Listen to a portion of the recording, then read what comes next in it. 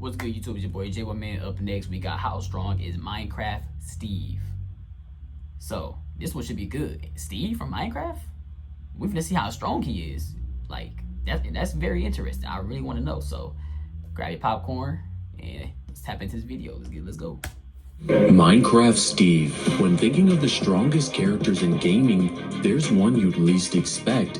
Within the world of Minecraft, where imagination is strength, but Steve's strength is beyond imagination, the builder of worlds and the world itself.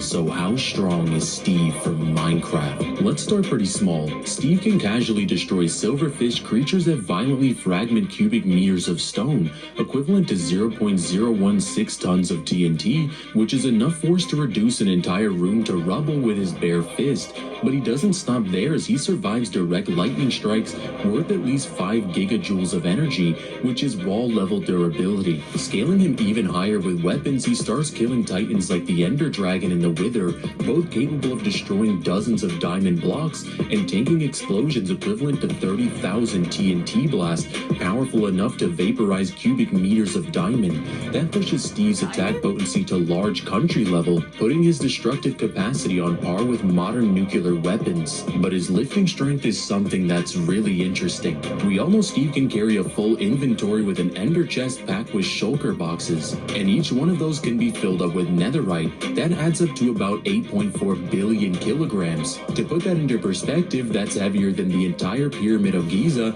stacked onto his shoulders like it's another mining trip. But Do you know how big that pyramid is? I'm gonna keep watching. This crazy already. Actually, it wouldn't end here. Using a NASA-grade supercomputer, players discovered that you can fill a chest with netherite, copy the NBT data, and repeat this process until you hit the NBT depth limit. That means Steve could hypothetically repeat this process 171 times, allowing him to lift a massive 7.64 times 10 to the 561 kilograms. And I know this number looks confusing, but you have no idea how big this number actually is. For comparison, the entire observable universe weighs around 10 to the 53 kilograms, meaning Steve casually carries weight greater than 10 octillion universes stacked together. Yeah, that's pretty ridiculous. But here's where the floodgates really open. Steve doesn't just exist in the overworld, he builds the game worlds themselves, constructing structures, space-times, and dimensions within his own thoughts. These realities are stacked on realities, universes within universes, and Steve imagines all of them into being, putting him at high multiversal, as he's superior to the very cosmology that he dreams into existence. And then there's the lore. Steve is declared to be light and darkness itself, not separate from anything in existence, implying that he is space itself, time itself, and all concepts tied to his reality. This scales him to outer versal because he's not bounded by physics or dimensions, but encompasses them as abstractions. The entire Minecraft multiverse is basically a recursive dream within him. Each dream stacks infinitely higher than the last, where Steve's dreams become bigger than any reality that could possibly contain them. As for speed, on the surface, Steve dodges arrows moving at 420 meters a second, making him supersonic without any equipment. Potions like swiftness will get him even faster, letting him outrun Olympic sprinters by magnitudes. On blue ice, he blitzes at 72 meters a second, and with enchantments like soul speed and depth strider, he's able to break hundreds of meters per second range, placing him at subsonic to supersonic movement. But Steve's true speed isn't bounded to human physics. Through code manipulation, potion stacking, and attribute amplification, Steve is able to achieve infinite speed, existing beyond finite measurement. At the highest cosmological level, his speed becomes irrelevant because time, motion, causality themselves are mere toys to his existence. Physically, his striking power starts at wall level, shattering through stone and tanking lightning. With equipment, he scales to country level, rivaling war machines and nuclear devastation. But once you acknowledge that his damage is infinite, he directly scales to his higher dimensional existence. Steve's striking strength ascends to high multiversal plus, and at the peak of the cosmology where his fists don't swing in a whirl without structure, reality itself breaks, as his punches are literally conceptual that break through the fabric of space, time, and abstraction. In terms of durability, barehanded, Steve survives gassed fireballs and charged creeper explosions, building to wall level attacks. With his armor, he's able able to withstand dragon fire and wither blast, capable of plowing through diamond structures, scaling him to country level durability. But his durability is almost irrelevant here because Steve is functionally unkillable, as he has type 1 through 9 immortality, ranging from biological regeneration to conceptual invulnerability. Even if his existence is erased on an abstract level, Steve regenerates, scaling his healing factor beyond gods themselves. Combine this with his respawn mechanic and death becomes an inconvenience, not an end. Steve doesn't sleep, he doesn't fatigue, and he doesn't stop. He can wander deserts for days, mine through infinite caverns, and fight endlessly as long as he has food. In creative mode, stamina itself becomes irrelevant. He's inexhaustible, moving with the endurance of a god whose very essence sustains him.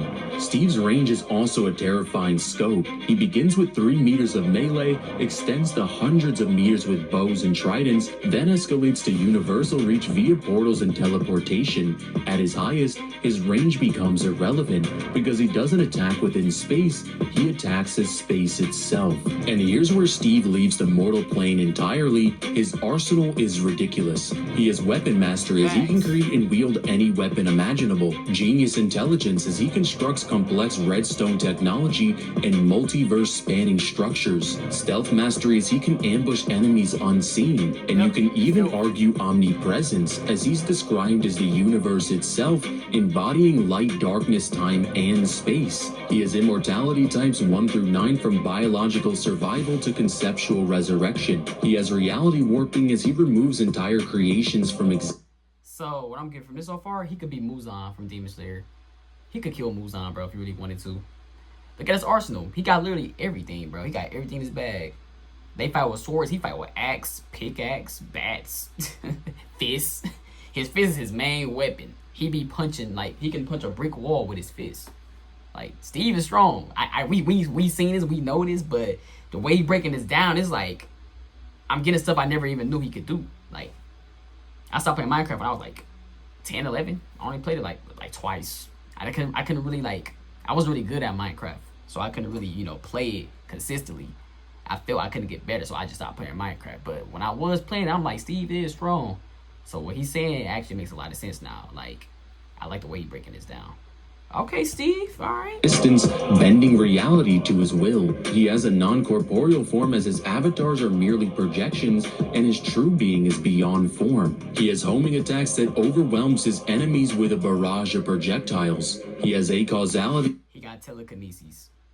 I did not know that. Oh my god. As he's unbounded by cause and effect, ridiculous regeneration as he restores himself even from existence erasure. Durability negation as potions and enchantments bypass conventional defense. He has teleportation and summoning via commands, eggs, and the codes of creation itself. Non-physical interaction as he fights entities without form like Vex. He has flight via creative mode, scaling up to true flight beyond physics. Conceptual and causality manipulation as he alters abstractions and causality itself. He can also dimensionally travel as he traverses through infinite realms without any effort, and information manipulation as he sees through the very code of his universe. He has many more abilities, but these are just the ones that I thought were most important. So to recap, Steve can shatter stones with his fist, tank dragon fire and creeper explosions, and carry a weight greater than 10 octillion universes. He moves from supersonic speeds all the way up to infinite motion, regenerates even after his existence is erased, and at his peak he can dream entire outer-versal cosmologies into being. Overall, Steve would scale from high multiversal to outer-versal with infinite to irrelevant speed. And shout out to Hans and Constantine who dropped $270 to sponsor this video. I hope you guys enjoyed it. In the end, Steve was just an ordinary miner who began with wooden tools, only to rise as the very embodiment of light, darkness, space, and time. From carrying pyramids in his pocket to dreaming entire multiverses into being, Steve proves that Minecraft was never just a game of blocks and layer. It was the story of a god disguised as a player. What's up guys, it's Divine. If you guys enjoyed this video, make sure you guys like and subscribe and hit that notification bell so you never miss an upload.